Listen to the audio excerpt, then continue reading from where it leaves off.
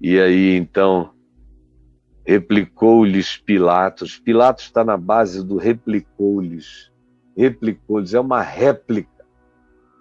Pilatos faz algumas réplicas nesse texto e em outros, e essa é mais uma réplica de Pilatos contra a religião. Replicou-lhes Pilatos: que farei então eu de Jesus chamado Cristo?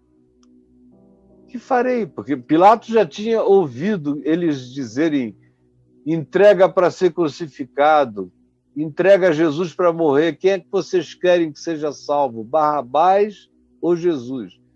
Isso foram as autoridades religiosas que perguntaram. Aí o povo, seduzido pela continuidade religiosa, disse: queremos Barrabás.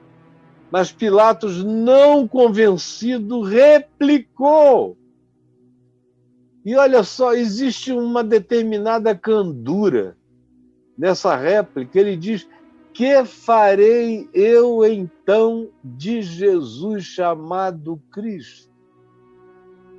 Que farei eu então de Jesus chamado Cristo? Porque ele sabia que aquilo tudo era uma armação para colocar a última decisão nas mãos dele, e ele não queria. Ele sabia que era uma perversidade, era uma injustiça, era uma manipulação religiosa, que a verdade estava em Jesus, que se tinha alguém ali que era de Deus, que era santo, justo, inocente, puro, que carregava até o testemunho do sonho da mulher dele, era Jesus. Mas que havia todo um ardil para excluí-lo e matá-lo. Aí quando ele vê que tudo volta para ele, ele dizia: o que eu farei? Que farei eu então de Jesus chamado Cristo? Eu já preguei trilhões de vezes nessa pergunta de Pilatos, especialmente quando eu era bem jovenzinho, lá em Manaus, nas ruas, nas universidades, na televisão, no rádio, nas esquinas. Eu amava pregar nessa pergunta: que farei eu então de Jesus chamado Cristo? Acho que com 19 anos de idade, 18, essa foi a mensagem que eu mais preguei: que farei eu então de Jesus chamado Cristo? Seguida da palavra da mulher de Pilatos, que dizia: não te envolvas com esse justo, porque hoje em sonho muito sofri a seu respeito. Na fala da mulher de Pilatos, a afirmação é: não te envolvas. E a questão é que isso não é possível.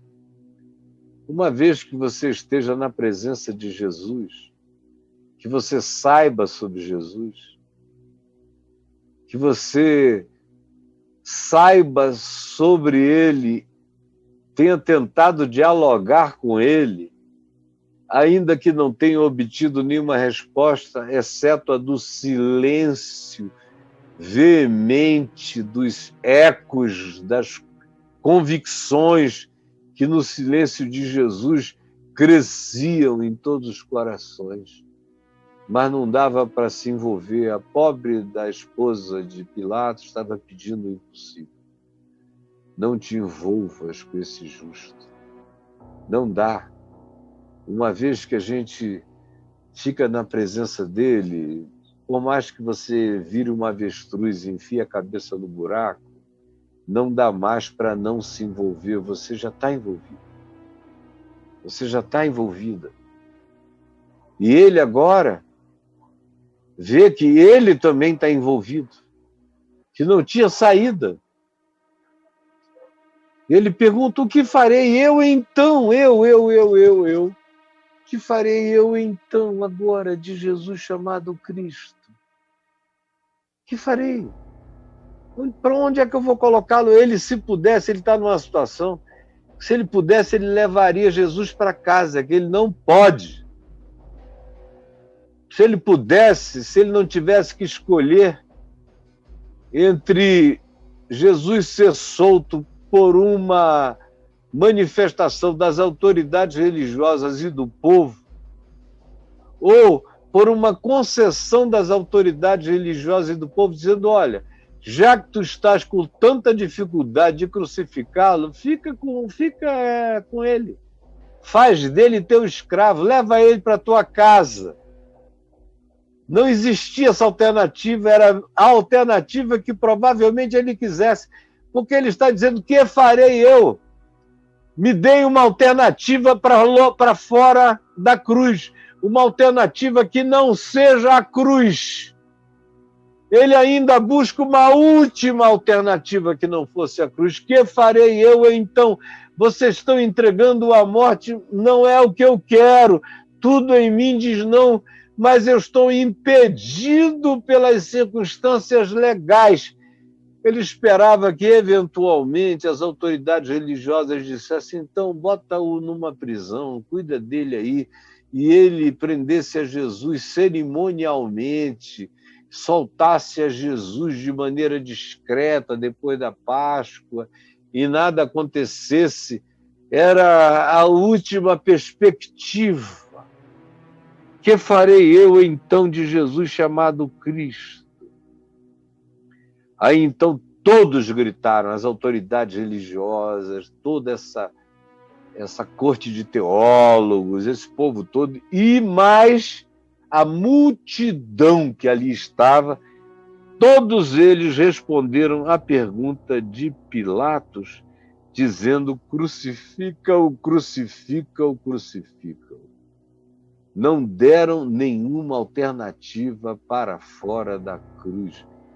Eu posso ver o pagão Pilatos com um sofrimento angustioso, dizendo, meu Deus, esse povo de Israel, essas lideranças, e esse populacho fanático religioso é o pior povo, é a pior gente que eu já encontrei na história da minha vida. Nunca vi um julgamento mais patético, mais perverso, mais deliberado pela inveja do que esse.